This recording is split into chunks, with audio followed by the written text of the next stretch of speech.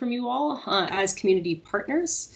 Lastly, we'll open it up for discussion. However, please feel free to ask questions along the way, either live or you can use the raise your hand feature or the chat. We will have a member of the council monitor and respond to questions throughout. We'll have some slides to guide us here. This is very much intended to be a discussion, so feel free again to stop me at any point in time. Introductions.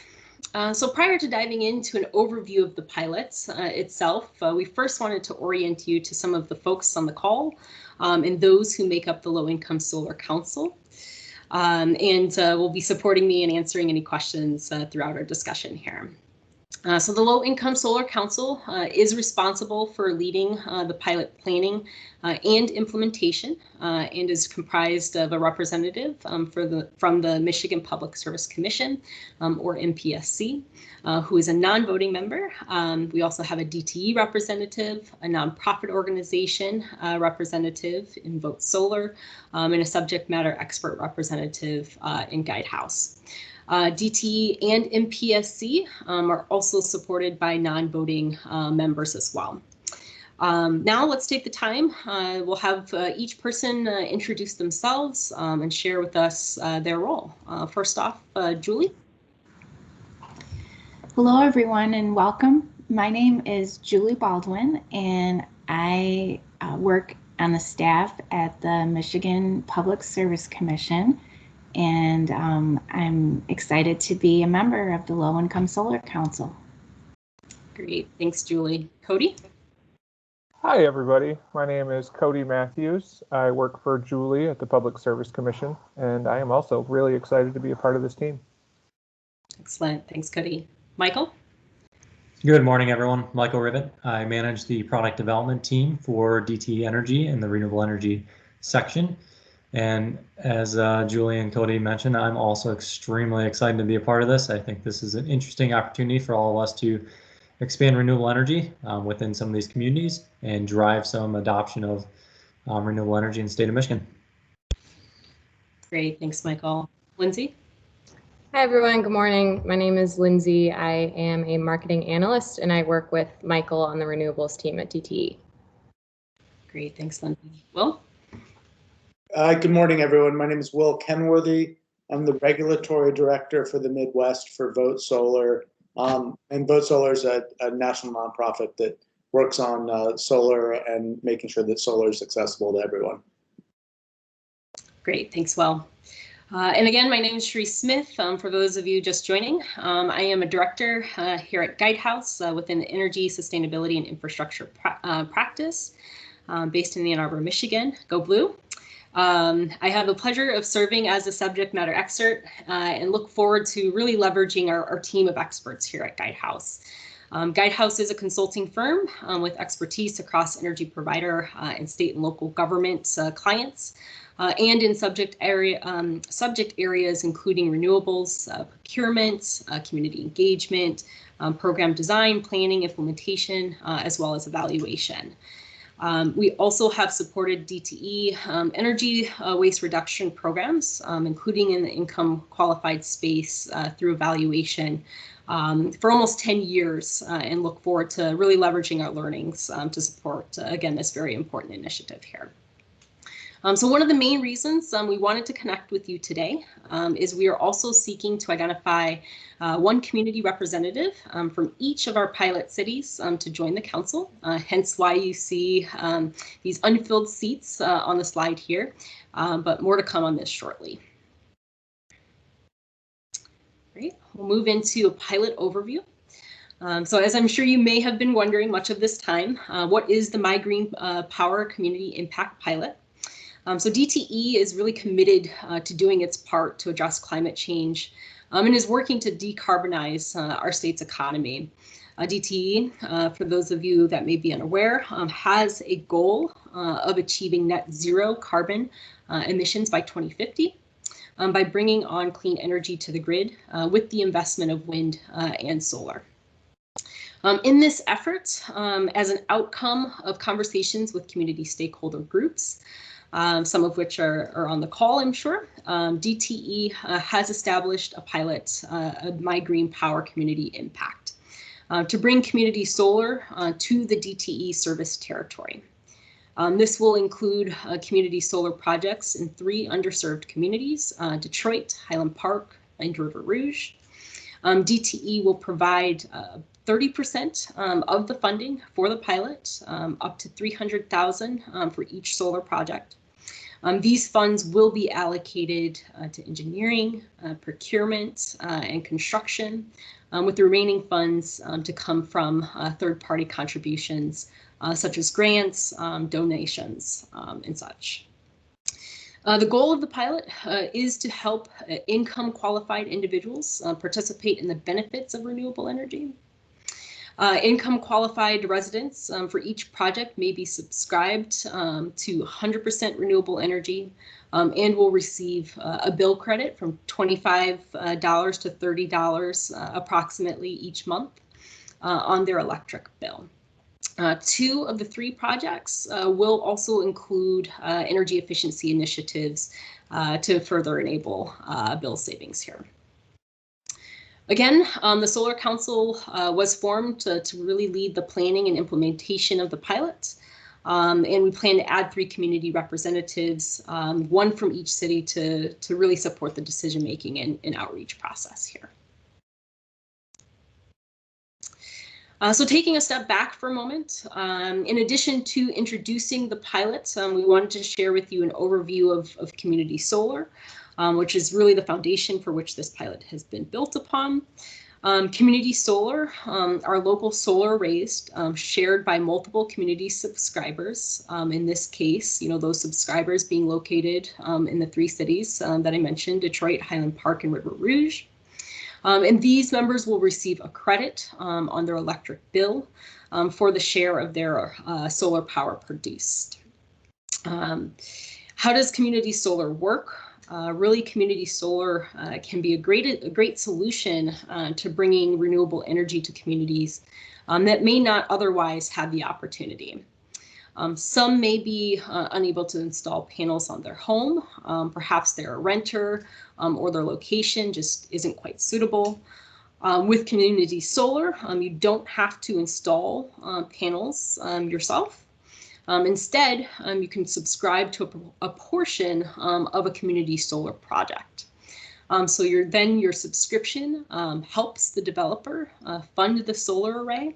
And in return, the resident or business receives a credit on their bill. So overall, what are the benefits of community solar?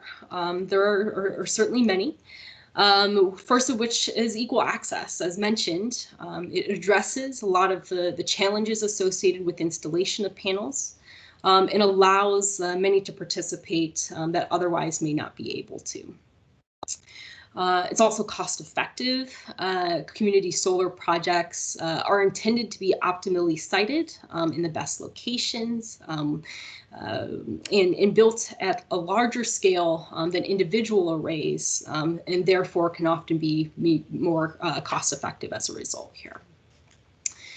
It's also intended to have easy participation. It's much easier to participate in a community solar and have the benefits of renewable energy than, say, install solar panels on your own. It's mobile, so community solar often allows customers to move within the utility service territory and to retain their participation in the program. Utility partnerships is also a key component of this, meaning really the community solar model has shown to work well in many jurisdictions across the country, as it is mutually beneficial relationship between the utility and the customer alike, enabling utilities to more easily provide clean energy to customers who want it. So you may be wondering, what is our specific approach to the pilot? Our overall objective, again, is to connect income qualifying customers with community solar. Many of the details to be further defined once the council is fully formed and in the coming months. As part of this effort, we would like to first identify, one community representative from each pilot city. The Solar Council will be engaging each of the pilot cities focused on fundraising, identifying project locations, setting project selection criteria, and reviewing projects to support final project approval. Ideally, we'd like to identify each of the community representatives by January of next year. And we'll talk a little bit more about that process momentarily here. We expect each of the 3 projects to be operational by 2024 is the goal here, with DTE targeting 1 project per year. However, the actual timeline for each of these projects will ultimately depend on the fundraising, and implementation will occur as soon as possible after project funds have been raised. We have simply identified the location of each project, again, all located in the DTE service territory, focus on underserved communities in Detroit, River Rouge, and Highland Park. Important to note that beyond the city, the actual location of each array has not been determined. We'll be seeking input from the community on exact locations within the city, with final approval from DTE and in accordance with any local zoning guidelines here. The number of customers that may be able to participate in the pilot itself will depend on the size of the community array. And DTE and the Solar Council will work together to develop criteria for selecting individuals to participate in the pilot. So next we'll plan to go a little bit more into the community partner input and where we could use your support. But prior to moving forward, I just want to take a moment to pause and see if there's any questions on the pilot itself.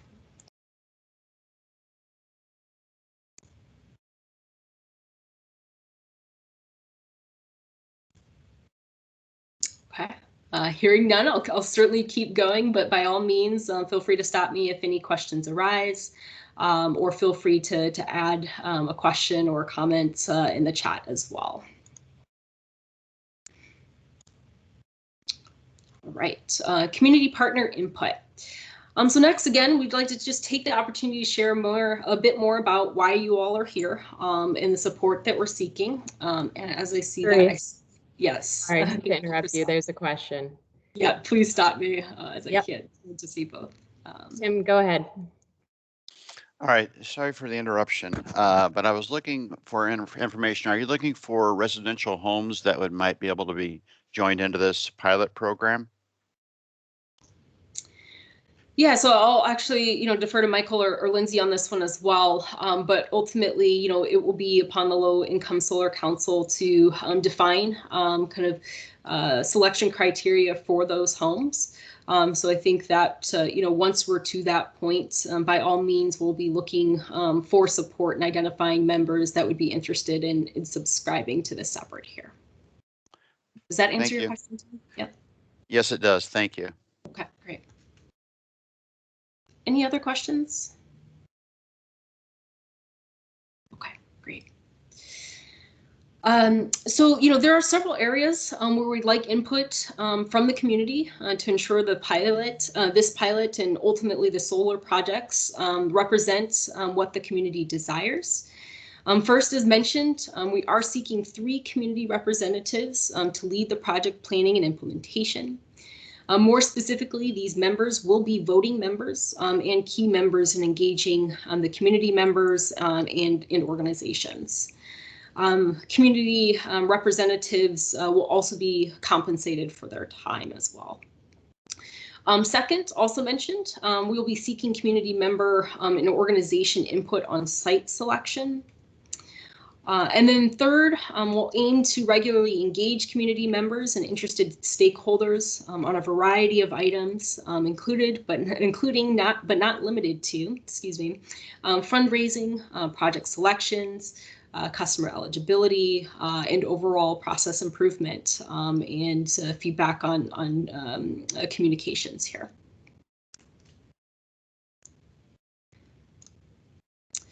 So we have outlined a plan to identify community representatives. We certainly welcome feedback on this plan now or at a later time. First, we are working to collaborate with community partners or you all to provide input on this overall process and share this opportunity to engage as a member of the council. We have developed a community representative application intended to understand the individual's desire to serve as a representative of their community. The application is not intended to assess background and experience in the space, really aside from assessing their current engagement in the community as a benchmark to understand how they may engage their fellow community members and leverage their existing network to support this effort. Again, we're certainly not looking for expertise in the solar space, but simply a passion to represent a variety of perspectives in an effort in this important effort here. More specifically, the community members will support the council with interfacing with municipalities and their communities, hosting community education and information events, raising funds in addition to the 30% funding that will be provided by DTE. Also soliciting project locations and vetting solar array concepts and designs. Also looking at finalizing project selection criteria, as well as reviewing, ranking, and ultimately recommending projects for DTE to develop. Members will not only drive the success of the pilot, but will also have the opportunity to gain some valuable professional experience along the way as well. So we'd like to have your support in distributing the application to individuals who you think may represent their community well. We intend to open the application period today, but again, certainly welcome feedback on this process. Plan to request applications are returned within a 3-week time period or by December 21st. Applicants can submit questions throughout the application period. We're certainly here to serve as a resource.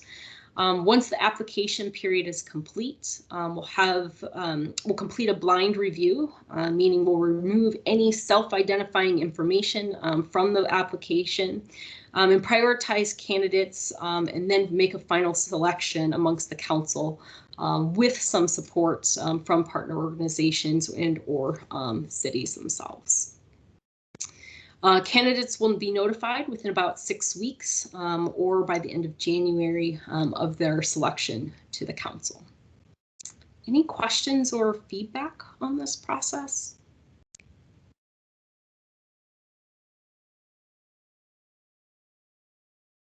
Okay, I'll keep going, but by all means, if something comes to mind, please do let me know.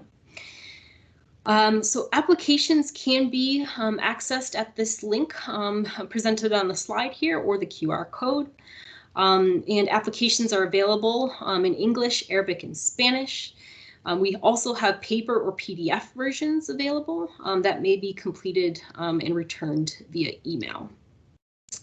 I'd like to pause just for a moment and see, do these two ways for application submission, both online and email, work?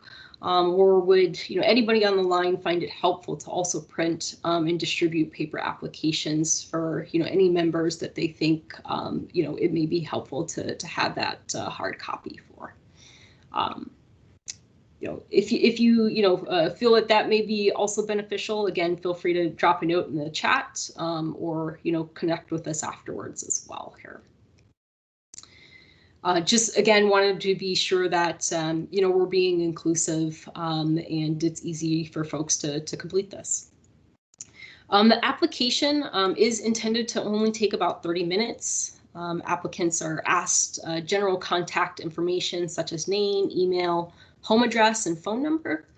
In addition, they are asked to share their interest in a few questions. Those questions include, why are you interested in representing your city on the council? Why or how would you plan to engage members of your city to ensure the best representation? And are you currently involved in any community or local organizations here? We're also asking applicants to commit up to about 10 hours a month in the application form to ensure that they have, again, time to commit here. And there overall are a total of 11 questions for folks to answer. Any questions on that process, the application itself? Okay. So as part of our outreach, we have identified an initial list of community partners on the slide, many of which have joined us today. Thank you. Important to note that this list is preliminary and not intended to be comprehensive. As we understand, there are likely additional community partners that should be included as part of our outreach efforts here. We wanted to, that said, we wanted to share this list, initial list, to leverage your support in identifying any potential partners that are not on this list, but would be great additions here. Please feel free to add those into the chat or send an email afterwards. We certainly welcome your feedback in this area as well. Equally important to note that we also understand that simply because your organization name may be on this list, this is not necessarily a confirmation of your interest and availability to support. That said, if you are interested in supporting and engaging in areas that we mentioned, feel free to indicate directly in the chat or send an email afterwards. And then we can be sure to include you in any follow-on communication here. Next, we plan to move into open discussion, but I want to take a moment to pause and see if there's any additional questions or feedback on either identifying community partners or the application process. It looks like we have a question. Henry. Yeah, I was just wondering if I see a lot of foundation partners on here. Is DT's foundation potentially going to be involved as well? Good question. I'll actually defer to Michael or Lindsay. Would you like to answer that one? Yeah, I can jump in. Hi, Henry. Great question. We have a firewall in between DT's foundation and the work here. So because it's aligned with our operating business unit, they are prohibited from providing any foundation dollars towards this effort. Okay.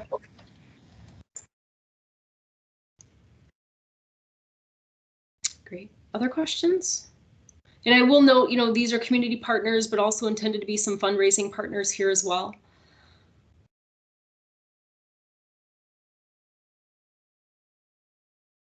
Any other questions, considerations? Okay, we'll keep going. Please stop me if anything comes to mind. Now to just open it more broadly to discussion. We started with an initial list of discussion topics, but we can certainly address any questions, considerations outside of these topics. And first off, just want to see, based off of our overview, if there are any overall questions that you may have on the pilot objectives and approach. I'll start there. Tom?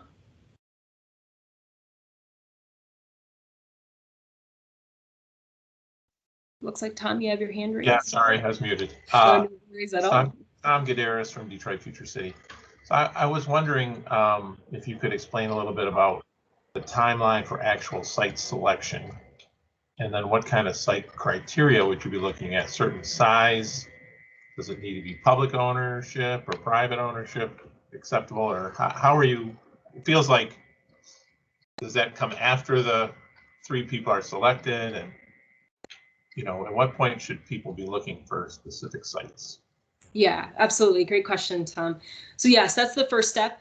It will be to identify those community members. We're looking to do that by the end of January through this, nomination process by community members, as well as, those community members going on to complete that application.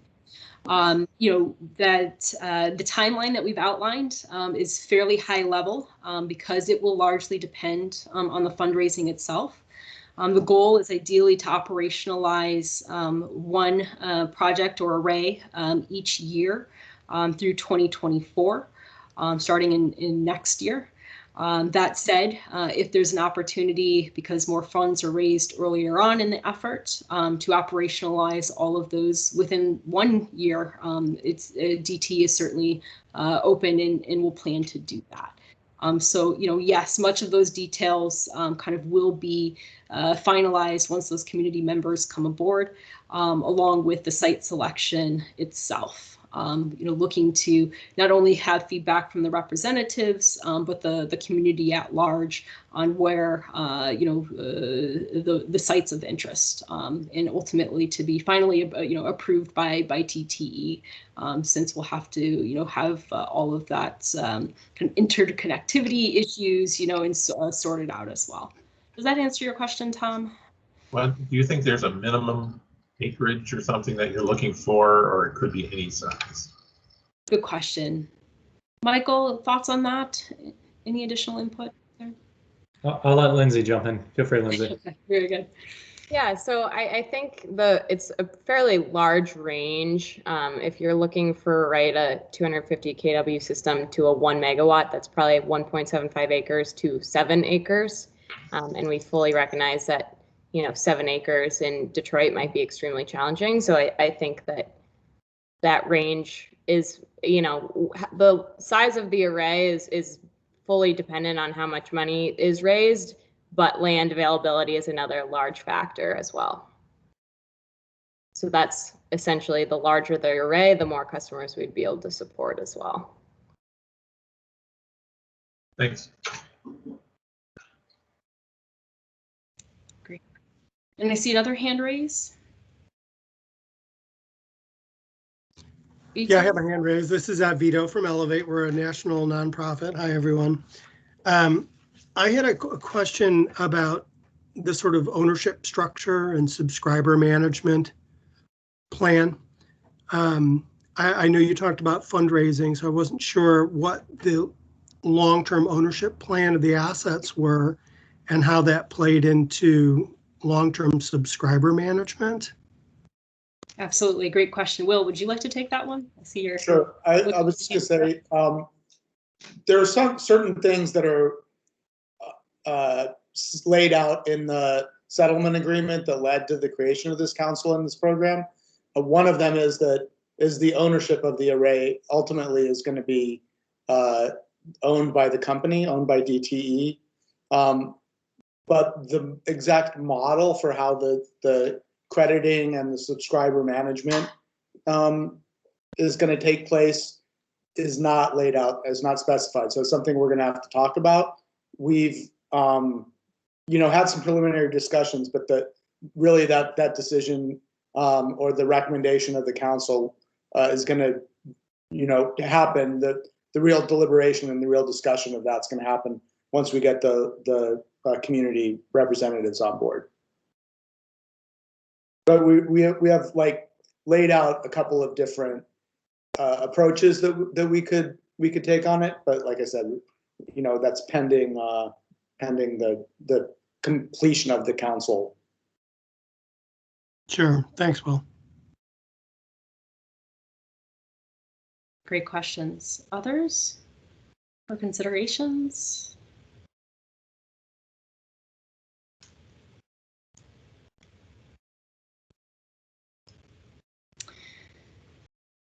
Okay, if there aren't any overarching questions, next question is really, how can you all best support us in identifying community representatives and sharing the application to join the Low Income Solar Council?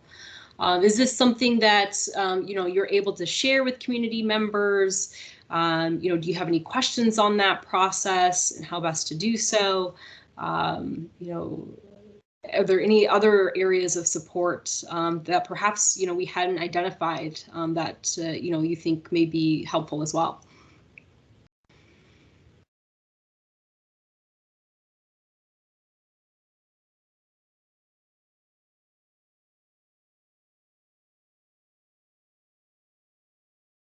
Okay, hearing none. I'm certainly happy to move on, but again, if you have any additional questions or thoughts, yes, the question is, will we have access to this presentation? Certainly, we'll distribute this afterwards, which will have the link and the ways to access the application form. We can include within that email afterwards the application form itself. So by all means, encourage you to share that broadly with the folks that you think may make this most sense to participate in this effort. Raymond, I see your hand raised. Ray Solomon, City of Detroit, Department of Neighborhoods. I would like to invite you to come speak with the district managers team first, and then we can talk about next steps of how to help get some community members to sign up. Okay, excellent. Yep, by all means, I think that we certainly have started to work with some to identify what's that right venue to just kind of share a little bit more about the pilot itself and provide an opportunity for folks to ask questions and from there garner their interest in participating. So Ray, I'm happy to follow up with you offline to engage in that discussion there. Yep, I'll send you a couple of dates and times for our team meetings, and we can go from there. Okay, sounds great. That would be very helpful. Other specific opportunities such as that to connect with folks? Yes. See another hand raise, Ali. Apologies if I mispronounce. Yes. Hi, this is Ali Dairul from Ryder Cooperative Industries. Just checking if you have looked at any other community groups or groups that have engagement with the community on how to support some of these activities, and what that's looking like. Yeah, absolutely. So I understand that there's been, some early conversation with community groups, and this was an opportunity to engage with many folks at once to understand, what are those additional partners that we should be engaging with, again, to just raise awareness around the pilot to, further garner interest. But I'll actually ask Lindsay, would you like to kind of speak to, some of the early engagement with partners in this pilot? Yeah, I think that we've just really recognized how crucial it is for us to reach out to some of you all who are just well connected within the community and sort of have those relationships that we may not. So we're very open to sort of expanding. This was a very initial sort of list of folks that came highly recommended, and we wanted to sort of have this initial conversation, but really plan to sort of dive into who makes the most sense for us to chat with. So I think we're very open and want to make sure we're engaging with as many folks as we possibly can to make sure that we're sort of reaching all those areas. So if you have any suggestions or thoughts around that, again, we're very open to that. Got it. Other questions, considerations here?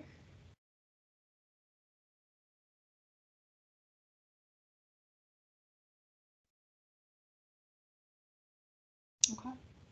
And again, if, afterwards, oh, I'm sorry, Jackson, did you have a question or comment? Yeah, I just wanted to ask, I see a lot of communication, even there's some Detroit city staff here. Has there been any plan to reach out to the city staff or leadership of Highland Park? I know, I did a presentation for a city council once the settlement was approved to make sure they were aware of this and the process and to expect communication. I don't think they've received any up to this point. So I'm wondering what the process for communicating with city institution leadership in Highland Park is. Great question, Jackson. Yeah, Lindsay, would you like to speak to DT's engagement there? Yes, of course. We are planning and we're sort of engaging internally with our folks who are well connected with Detroit and Highland Park and River Rouge. So they might not be on the call right now, but that is in our plans to engage with them and make sure that we're receiving feedback from those folks as well. Great question. Other questions, considerations here? I may also, I'm sorry, go ahead, Jackson. Just a procedural question for the identification of the low income members of the Low Income Solar Council. So there's a process in which those will be received, and then the existing members of the council will decide on kind of who to appoint. Is there any sort of process around publicly posting, like, these are the folks who applied and this is who we selected? Is there any kind of public posting of process that would happen there? Yeah, they think the intent is to socialize that at the very least on the public facing website that we have up currently. And there may be some additional ways that we can do that either through, some of the partnerships here or, social media and such. We don't have that fully fleshed out, but we have discussed, some of those opportunities to share more broadly. So folks, know who within their community to connect with if they have ideas to share here. Great. And, by all means, if there's other kind of specific areas where it would be helpful for us to engage, ongoing meetings where it would make sense for, some of us on the council to come and share more about the pilot, the opportunity, to support the council and become a member, we would certainly be interested in that. So, please do let us know, and I'll share again our contact information at the conclusion of this for you to connect and reach out. With that, also wanted to, I think we touched on this a little bit, but I'll kind of re-ask, are there any additional community or fundraising organizations we should include in our outreach as potential partners? By all means, feel free to let us know that, as well as, specific events that you all may be involved with already. And then, lastly, just wanted to kind of open it up to see, broadly, how can we work together to ensure the MIGreenPower community impact pilot is successful. We certainly, again, are open to feedback, on kind of what we've outlined here, recognizing, much of the detail is to come, and we look forward to working with folks such as yourself to define those. Sharice, can I just add one? Yeah, absolutely. I just wanted to reiterate that we are really at this point now asking for the people on this call's help to get the word out about this application, and because it's it's taken us a while to get to this point, and I think that this is a crucial point, and we need to get the word out, and we're doing what we can to identify the right people to help us get in touch with the right people. But and that's who we've reached out to so far, and we really appreciate everyone's interest in this. And now is the time to start getting the word out and start spreading the word about the opening for these community representatives that we're trying to get. We'd love to have a robust response on this, and it's starting now. So.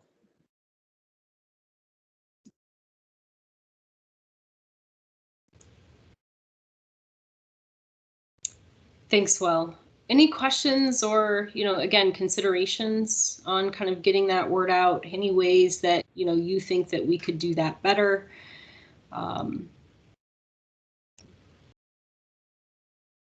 Is there a public posting of the application form at this point? I checked the site, but it doesn't seem like there's a publicly posted application form yet.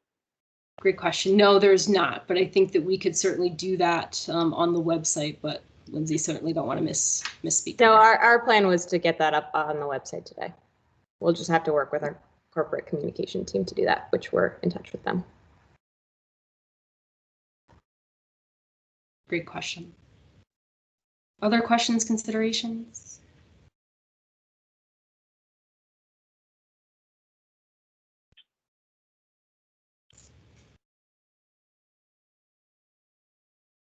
Is there another one, Jackson? Okay.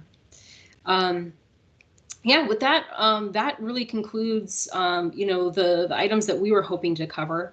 And again, really encourage you all to connect with us, either offering support, letting us know if there's additional ways in which we, should be connecting with folks on this topic.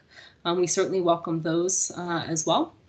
Finally, if you are interested in either learning more about the pilot itself, expressing your support, or looking for more specific ways to engage, feel free to connect with us via the form. Again, we'll send this out afterwards, so you'll have the direct link to that form, or feel free to send us an email. Before we conclude, I'll ask, is there anybody on the council that has anything else to add?